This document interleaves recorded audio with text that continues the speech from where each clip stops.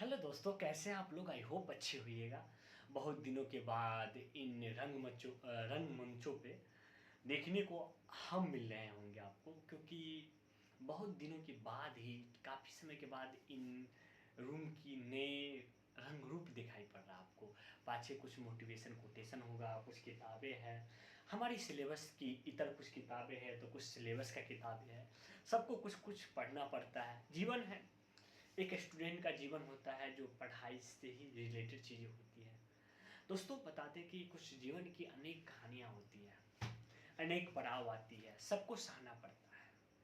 आज शुरू कर रहे हैं कुछ जीवन की बातें बताने के लिए। आप लोगों को बता दें कि आप जब अपने जीवन के कुछ पड़ाव में होइएगा, उस पड़ाव से आप निकलिएगा, तब आपको पता चलता है, तब आपको पता चलेगा कि यार ज़िंदगी होती क्या है। एक चीज़ गौर कीजिएगा आप, जब आप एक चक्रव्यूह में आप फँस जाइएगा ना, तब आपको पता चलेगा यार समय बहुत था, पर हम उस काम को कर नहीं पाए दोस्त। ये चीज़ गौर आप करने के लिए अपने आप को हमेशा सोचिएगा। अभी हम जिस पड़ाव में हैं, यूपीएससी एस्पिरेंट की इस नई जर्नी में हैं। हम प्रिपरेशन को शुरू कर दिया है, पर प्रिपरेशन एक दिन में नहीं होती है। इन प्रिपरेशन की लंबी भाग होती है। पहले सिलेबस एनालिसिस, फिर पीवाईक्यू, फिर क्लास को देखना है, क्लास को एनालिटिक करना है, फिर current affair, news paper, editorial, ये सब पढ़ना पड़ता है। कभी कभी लगता है ना कि इन पढ़ाइयों के पीछे पढ़ के ना हम अपने आप की ज़िंदगी को भूल जाते हैं। जिस उम्र में इश्क मोहब्बत की समय हुआ करता है दोस्त, उस उम्र में एक स्टूडेंट, एक एस्पिरेंट ना अपने जीवन की एक ऊंचाई पर पहुंचने के लिए काफ़ी संघर्ष कर रहा होता है। ये वक्त देखते हैं अपने आप को तो खुद को कोसते हैं कि बहुत सारे मेरे दोस्त हैं, बहुत सारे लोग हैं जो गाँव में अपने आप की ज़िंदगी जी रही है, और कुछ लोग हैं जो गाँव को छोड़ के इन शहरों में आके अपने जीवन की एक नई ऊंचाइयों की तलाश में अपने जीवन बिता देते हैं। अपने कुछ दोस्तों को यूं ही देखता हूँ कि बहुत दिनों पढ़ाई की, फिर कम वेतन की कम वेतन की भरपाई में अपने जीवन की एक नई मुकाम पे हासिल करने की कोशिश कर रहा है। यही सोचकर कभी कभी इधर चल के मैं अपने आप को सोचता हूँ कि कुछ वक्त मिला है हमें अगर पढ़ने को, इसमें अपनी ऊंचाई, मुकम्मल ऊंचाई तक पढ़ाई कर लूँ। ये सोचता हूँ, कभी कभी लगता है यार कि हमें भी वक्त मिला है। अगर इस समय को अगर सदुपयोग नहीं कर पाएंगे ना, तो अपने आप पे धिक्कार होगा। कभी कभी ये भी सोच लेता हूँ कि कुछ दोस्त गांव में रहकर ही गांव के जीवन यापन में ढल गए, तो कुछ गांव से निकलकर शहर की महफिल जमा लिए, शहर में कुछ जाके कुछ बोलने का तजुर्बा सीख गए, रहने का तरीका सीख गए। यही सब सीख के फिर गांव में आते हैं तो वो इतराने लगे हैं। अपनी दो वक्त की खाना नहीं खा पाते हैं परिवार के साथ। वो वेतन के लालाहत में वो हमेशा अपने आप को कोसते हैं कि घर 15 दिन रह गए, 15 दिन का मेरा वेतन कट जाएगा। इन सबों के पीछे अपनी जॉब की सर्कल में जीवन यापन कर लेते हैं। कितनी संघर्ष होती है घर से बाहर जाने के बाद ना, वो घर से बाहर रहने वाला व्यक्ति जानता है। वरना तो घर में रहना है।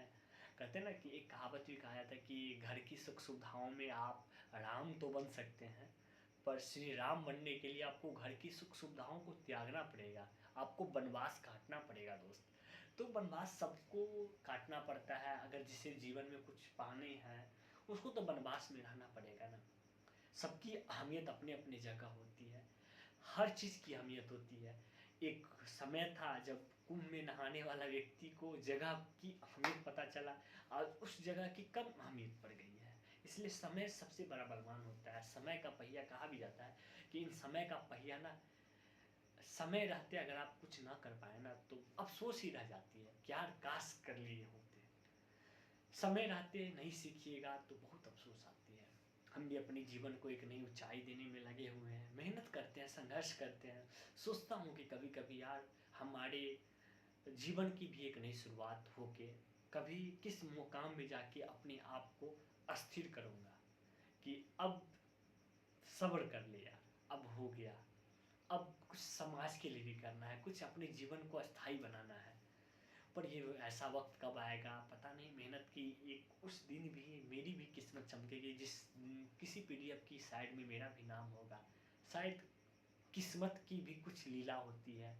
किस्मत कुछ मेहनत, 75% मेहनत और 25% किस्मत की भी लीला होती है, कहा भी जाता चलिए हम भी अपनी सुनवाई के लिए शुरू करते हैं।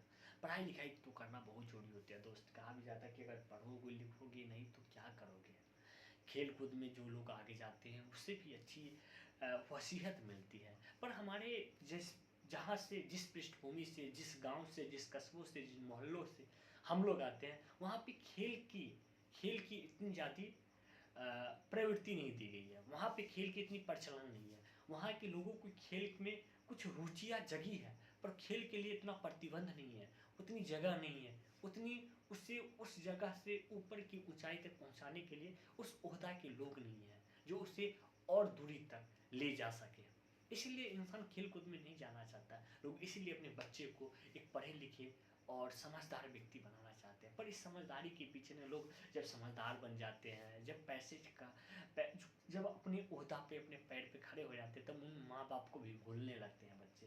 कहा भी जाता है कि सब कुछ खोकर पाने निकले थे शहर में, आज शहर में आके सब कुछ तो पा लिए हैं, पर माँ जैसा प्यार, पिता जैसा जो पिता ले जाते या करते थे हम लोग को बाजार में, मेले में घुमाने, वैसा कोई रिश्तेदार नहीं मिलता है शहर में दोस्त। शहर में डिप्रेशन है, एंजाइटी है, अकेलापन है, खोती हुई जवानी है, वेतन की चिंता है, हर 2-3 को वेतन मिलना चाहिए, इसी की चिंता में हमारी जीवन बीत जाती है। नौकरियां में हम खर्च हो जाते हैं पर माँ बाप नहीं मिल पाती है। ये सब सोचना पड़ता है। इसलिए कहा भी जाता है कि 2 पैसा कमाने के लिए घर क्या हम निकले, परदेसी बन के हम घर कभी जाने के लिए सोचना पड़ गया। होता है, समय समय की बात है, यही तो समय की पहिया है। कभी कभी सोचिए दोस्त की ज़िंदगी में कभी अपने आप के लिए क्या समय दिए हमने। ज़िंदगी बनाने के चक्कर में खुद को खर्च कर लिया, खुद को खर्च करके बाद कुछ नहीं मिला। ये मुकम्मल ज़िंदगी कब से कब चली गई, पता ही नहीं चल पाया। किस ओहदा में हम जन्म लिए थे, किस ओहदा में बन के हम निपट गए, ये भी तो नहीं पता चल पाता है ना।